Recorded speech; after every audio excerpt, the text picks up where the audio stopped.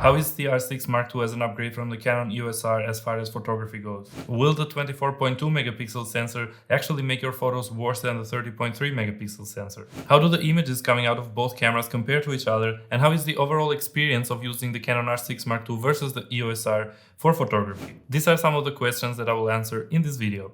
Let's roll the intro.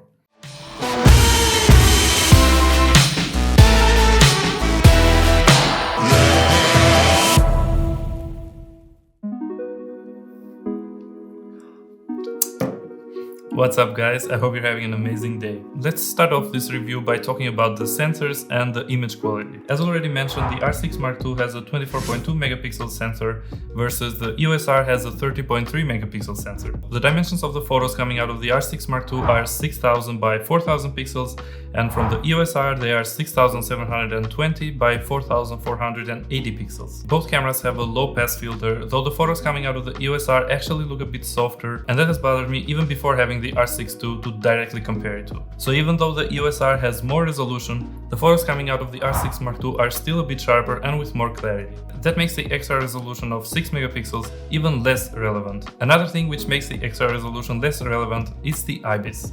The R6 Mark II has in-body image stabilization, whereas the EOS R doesn't. That means if you're taking photos handheld with the R6 Mark II, the photos will be more stable, which means sharper, which means more detailed than those from the EOS R. That's of course not always the case. For example, if you're shooting at 1/2000th of a second, at that shutter speed, the Ibis doesn't really do much. But for lower shutter speeds, it makes a big difference, as you can see with these two photos. They were both taken with the RF 24-70 f2.8 handheld, and the shutter speed was 10 seconds. Even though the EOS R was benefiting from the amazing stabilization of the lens, the R6 Mark II had the Ibis on top of that. That's why, for example, when I zoom in on this text, you can still read it on the R6 Mark II versus on the EOS R, it's completely gone. Did I mention this was a 10-second long exposure handheld? So all in all, I spent so much time on resolution because megapixels seem to wrongly matter to many photographers, and megapixels were also a deciding factor for me 1.5 years ago when I chose the EOS R over the R6, which by the way was a mistake. In almost all cases, this much extra resolution will not make a difference. And now let's talk about the ISO performance. I will show you some photos side by side so that you can compare them for yourselves, taken with each camera. I had both cameras in the neutral color profile. Also, all the photos were taken using the same lens, the RF 24-70 f2.8. These tests are meant to give you an idea about how both cameras perform, however they are not scientifically precise tests. The lighting wasn't completely controlled, and even though it more or less didn't change,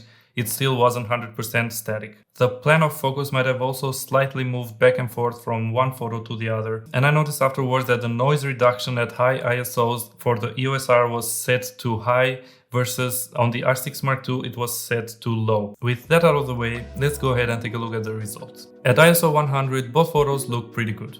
The same is true for ISO 200. Up to ISO 800, both cameras seem pretty good and don't show any problems at all. At ISO 1600 there is a relatively big increase in noise, and the EOS R file is affected more than the R6 Mark II file. At 3200 we see the noise on the Canon EOS R get reduced, and now they look about the same, or the EOS R looks just slightly cleaner. It might be that here the noise reduction setting kicked in. At 6400 they still look very similar to me in terms of noise. At ISO 12800 the noise has increased on both cameras, however the EOS R seems to be doing worse.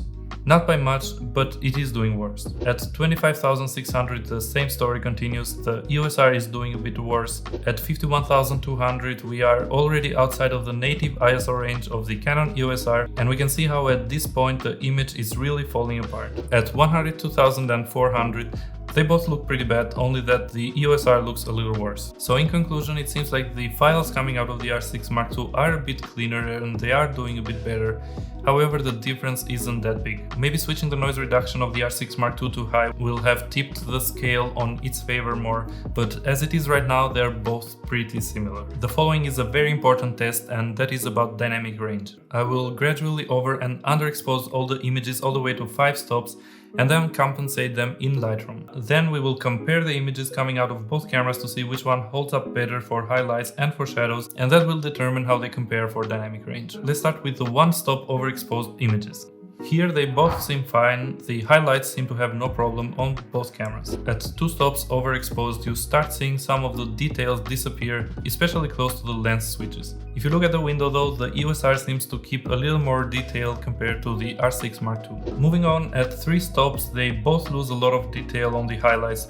However, the EOS R is still doing better, because you can still read the letters on the lens, whereas they are gone on the R6 Mark II. Next, we have 4 stops overexposed. They have both lost a lot of detail, however the EOS R is doing better and you can tell that especially looking at the lens switches.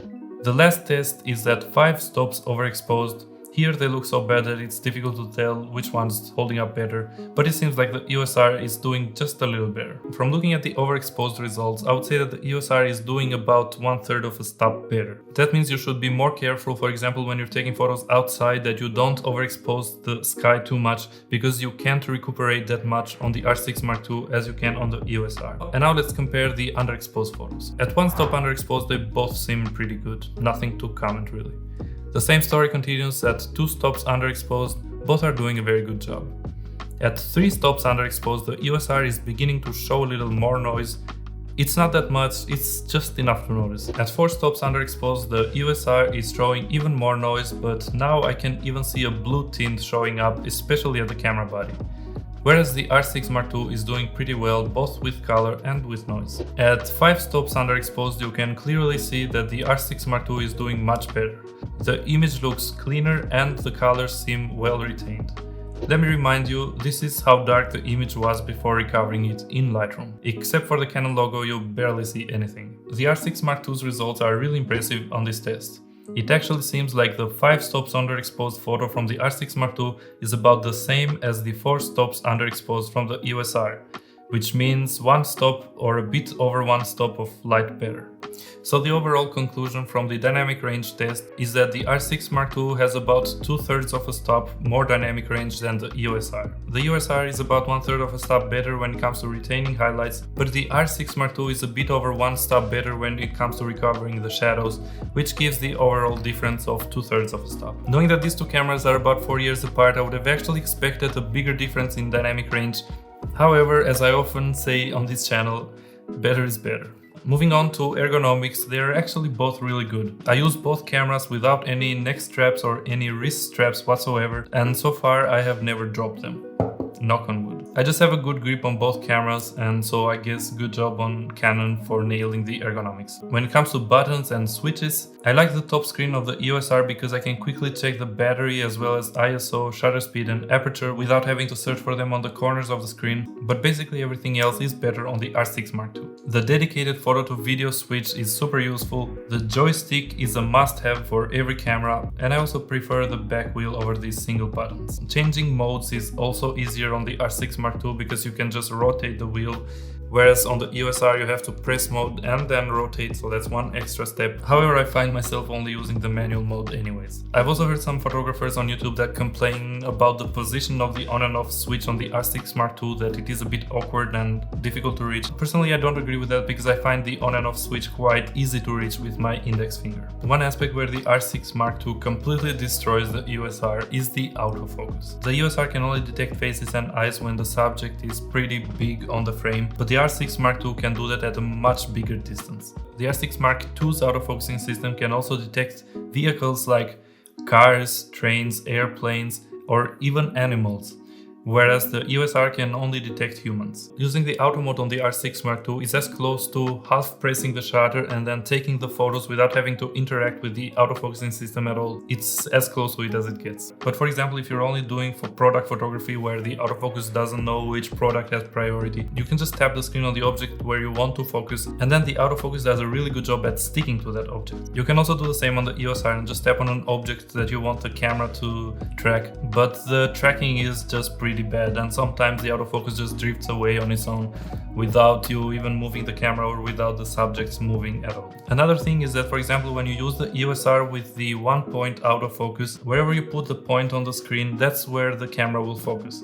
But with the R6 Mark II it works differently, because if you put the focusing point somewhere and it can detect a subject around it, then it's gonna switch from the point autofocus too sticking to that subject, even though it might move a little bit outside of where that point was supposed to be. And I find that a much more useful implementation. Also, the autofocusing system of the R6 Mark II can work at half a stop darker images than that on the EOS R. Another very important thing to consider between these two cameras are frame rates. Here the R6 Mark II completely destroys the EOS R with 12 frames per second continuous raw shooting in servo mode, whereas the EOS R in servo mode can only do 5 frames per second, and without the servo mode a maximum of 8 frames per second. In electronic shutter, the R6 Mark II can even do up to 40 frames per second and a shutter speed that goes as low as 1/16,000th of a second. So these two aspects, the faster autofocus and the faster frame rates, really make the R6 Mark II much more suitable for sports photographers as well as for wildlife photographers. The other differences are that the R6 Mark II uses the better Digic X processor versus the EOS R uses the older Digic 8 processor. The R6 Mark II surprisingly also has a much better battery performance than that of the EOS R,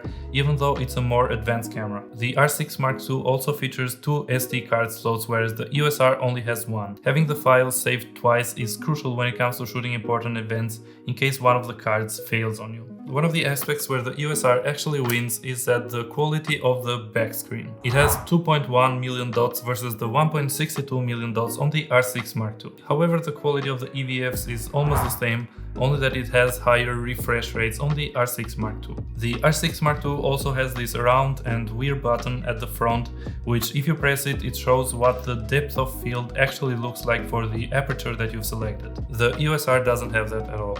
To conclude, the EOS R is actually very capable of producing very high quality photos, and the fact that we needed to pixel peep actually proves this. But on the other hand, the R6 Mark II can also keep up and often produce slightly better and sharper photos, even though it has a sensor with a lower resolution. Where the EOS R really lacks is at features that make taking the perfect shot easier, like having a slower autofocus, or having no joystick, which basically makes using the viewfinder impossible, the slow frame rates in servo mode, which make it unsuitable for fast-moving objects, and the single card slot, which is a deal breaker for wedding photographers or photographers of really important events. If you don't care about any of the things that I just mentioned, then maybe the EOS R will be the perfect camera for you, and you will also save yourself a lot of money if you go with it. Personally, ever since I got the R6 Mark II, I have never picked up the EOS R over it whenever I went to shoot somewhere, and I actually doubt I ever will. The R6 Mark II is just much more fun and overall a much better experience to shoot with.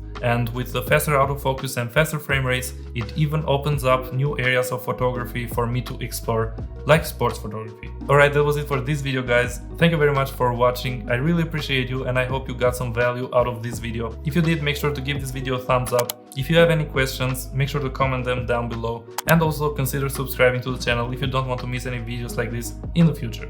Goodbye.